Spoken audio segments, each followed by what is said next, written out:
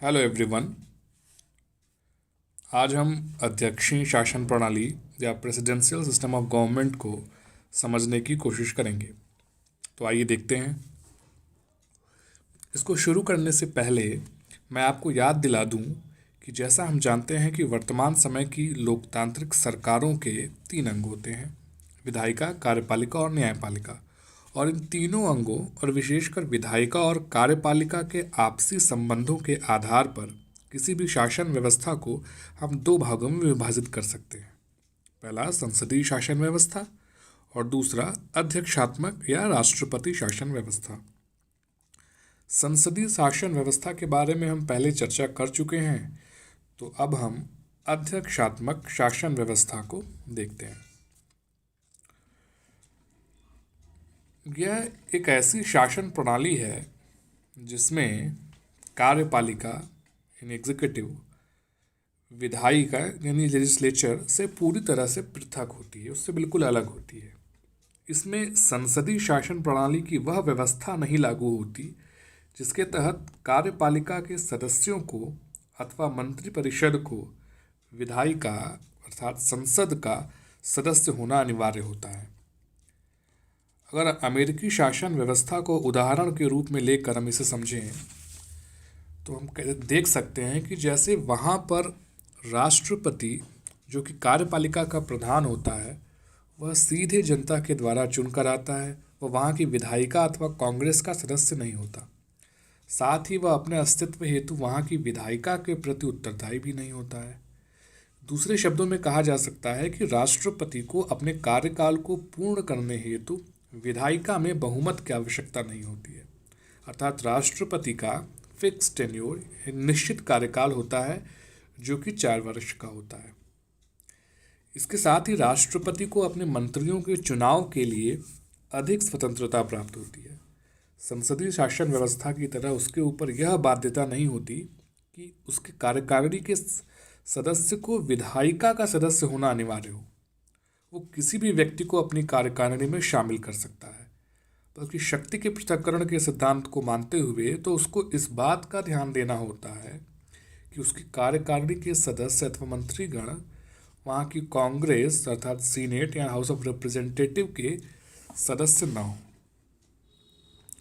राष्ट्रपति शासन व्यवस्था को और अच्छी तरह से समझने के लिए हम अमेरिकी संदर्भ में इसकी विशेषताओं पर दृष्टिपात कर सकते हैं। तो आइए इनकी विशेषताओं को देखते हैं कि शासन व्यवस्था की कौन सी विशेषताएं हैं। तो जो सबसे पहली विशेषता उभर कर हमारे सामने आती है वह कि यह एकल कार्यकारिणी की बात करती है, सिंगल एग्जीक्यूटिव की बात करती है। यहाँ पर राष्ट्रपति राज्य व सरकार दोनों का मुखिया होता है, या यूं कह सकते हैं कि संसदीय व्यवस्था के तहत नाम मात्र और वास्तविक शक्तियां जो कि पृथक पृथक संस्था में नहीं थी, यहाँ पर दोनों शक्तियां राष्ट्रपति में ही निहित रहती हैं, इसीलिए एकल कार्यकारिणी की बात होती है। दूसरी विशेषता कि पृथक निर्वाचक मंडल की यहाँ बात होती है, एक सेपरेट इलेक्टोरेट कॉलेज की बात। संसदीय शासन व्यवस्था की बात, यहाँ वास्तविक कार्यपालिका अथवा राष्ट्रपति को विधायिका बहुमत द्वारा नहीं चुनती है, बल्कि एक पृथक निर्वाचक मंडल द्वारा, एक सेपरेट इलेक्टोरल कॉलेज द्वारा राष्ट्रपति का चुनाव सीधे जनता के द्वारा होता है। साथ ही यहाँ पर यह ध्यान देना आवश्यक होगा कि यह निर्वाचक मंडल वहाँ की विधायिका से अलग होता है, उस विधायिका का हिस्सा नहीं होता है, यह केवल राष्ट्रपति का ही चुनाव करता है। एक अन्य विशेषता इस शासन व्यवस्था में ये निश्चित कार्यकाल, एक फिक्स टेन्योर की बात करती है शासन की। चूँकि राष्ट्रपति विधायिका का हिस्सा नहीं होता, इसलिए उसका कार्यकाल भी विधायिका के बहुमत पर नहीं टिका होता है, इसीलिए उसका राष्ट्रपति का एक निश्चित कार्यकाल होता है। इसके अलावा यह शक्ति के पृथक्करण की बात करती है, अवरोध एवं संतुलन के सिद्धांत की बात करती है।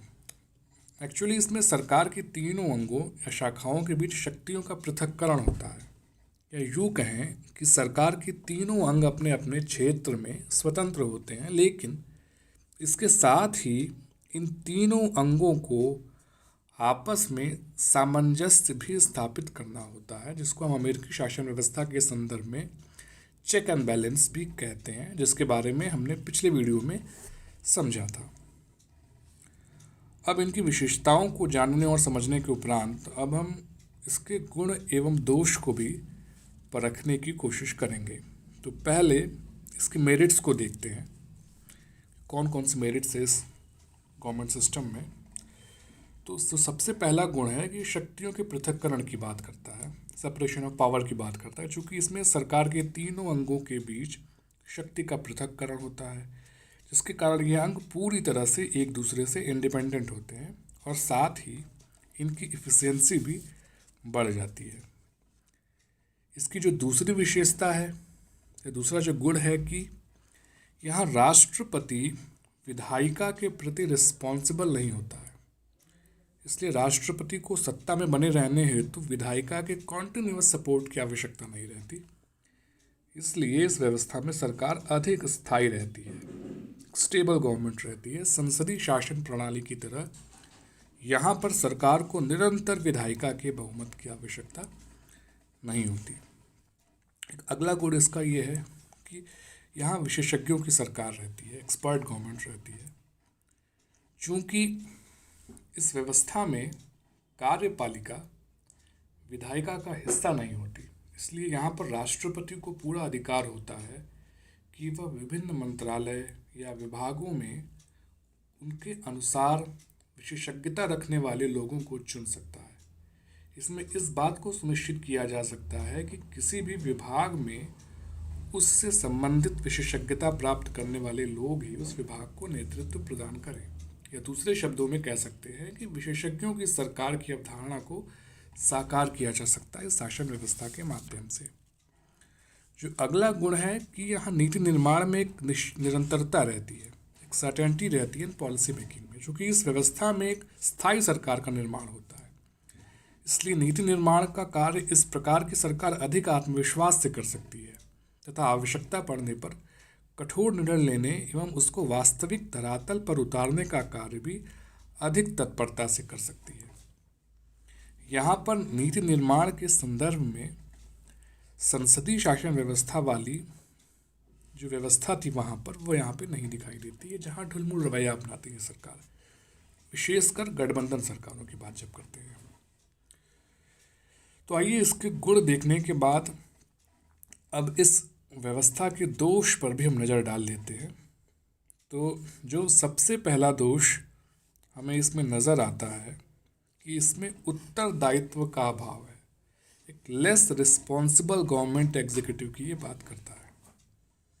चूँकि इस व्यवस्था में कार्यपालिका अपने अस्तित्व के लिए विधायिका के प्रति उत्तरदायी नहीं होती, इसलिए इस व्यवस्था में पूरी संभावना होती है कि राष्ट्रपति जनमत को नज़रअंदाज करके तानाशाही रवैया अख्तियार कर सकता है।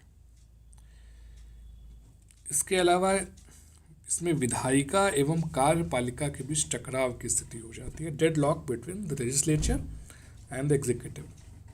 चूँकि इस व्यवस्था में शक्ति के पृथक्करण को, सेपरेशन ऑफ पावर को बहुत कठोरता से लागू किया जाता है, इसलिए विधायिका कार्यपालिका से बिल्कुल अलग होती है।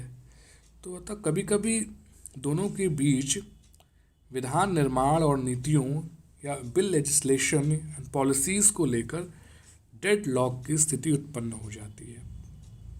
जब डेडलॉक की स्थिति उत्पन्न होती है तो ऐसे हालत में विधायिका उन नीतियों, उन पॉलिसीज़ को रिजेक्ट कर देती है जो उसके पसंद के नहीं होते हैं, और कार्यपालिका भी उन लेजिस्लेशंस को रिजेक्ट कर देती है जो उसके एजेंडा का पार्ट नहीं होता है। इस तरह से इसमें इस बात की पूरी संभावना होती है कि विधायिका एवं कार्यपालिका के बीच एक टकराव की स्थिति बन जाए, एक डेडलॉक की स्थिति बन जाए।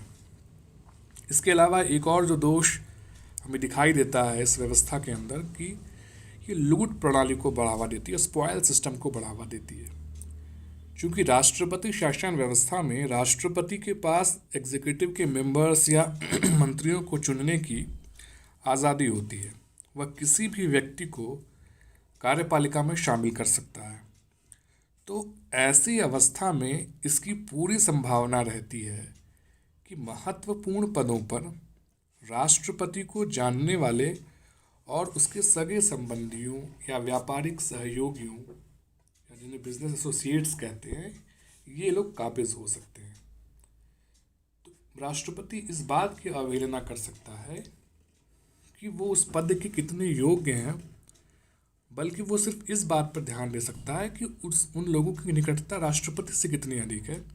तो एक तरह से कह सकते हैं कि स्पॉयल सिस्टम या लूट प्रणाली को भी बढ़ावा दे सकती है शासन व्यवस्था। इसके अलावा एक सीमित प्रतिनिधित्व की बात करती है व्यवस्था, लेस रिप्रेजेंटेशन की बात करती है। इस व्यवस्था में राष्ट्रपति के चुनाव के बाद राष्ट्रपति अपनी कार्यकारिणी चुनने के लिए स्वतंत्र होता है।